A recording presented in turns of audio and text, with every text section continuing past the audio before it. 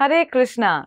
वैकुंठ से श्रेष्ठ है मथुरा, मथुरा से श्रेष्ठ है श्री वृंदावन धाम, लेकिन वृंदावन से भी श्रेष्ठतर है गिरिराज गोवर्धन, और गोवर्धन से भी श्रेष्ठतर है श्री राधा कुंड। श्रील भक्ति विनोद ठाकुर अपने वैष्णव ग्रंथ शरणागति की भक्ति विभाग में राधा कुंड तथा कुंज कुटीर नामक वैष्णव गीत में वर्णन करते हैं राधा कुंड तथा उसके आसपास में स्थित श्री गिरिराज गोवर्धन जी, यमुना के घाट, कुसुम सरोवर, मानसी गंगा, वंशीवट, गोकुल, ये सभी लीला स्थली भगवान कृष्ण को अत्यंत प्रिय है तथा इन्हीं लीला स्थलियों से निकल रही प्रेम की धारा श्रीमती राधा रानी और श्री कृष्ण की लीलाओं को उजागर करती है।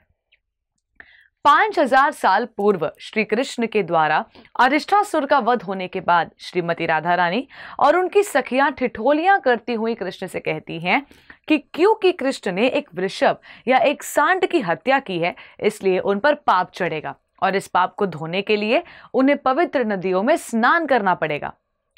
इसे सुनकर श्री कृष्ण ने स्नान के हेतु अपने एक पैर की एड़ी से कुंड का निर्माण करने के लिए जमीन पर गड्ढा बनाया, फिर उसे पानी से भरने के लिए पवित्र 7 नदियों का आवाहन किया, जैसे गंगा, यमुना, सरस्वती। उसके बाद उन्होंने स्वयं उस कुंड में स्नान किया जिसका नाम श्याम कुंड हुआ। इसे देख श्रीमती राधा रानी ने भी अपने कंगन से एक कुंड का निर्माण किया, जहां यही 7 पवित्र नदियों ने अपने जल से कुंड को भर दिया और इस प्रकार निर्माण हुआ सबसे सुंदर राधा कुंड का। राधा कुंड को इस लीला के कारण कंगन कुंड भी कहा जाता है।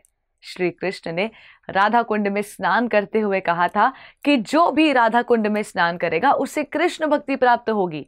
वहीं श्रीमती राधा रानी ने भी श्याम कुंड में स्नान करते हुए बताया कि जो भी श्याम कुंड में स्नान करेगा उसे श्रीमती राधा रानी की भक्ति प्राप्त होगी।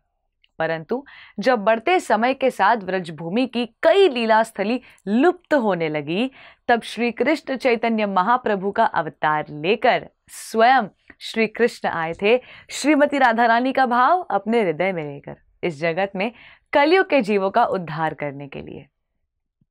श्री कृष्ण चैतन्य महाप्रभु ने भारतवर्ष के विभिन्न तीर्थ स्थलियों की यात्रा की थी।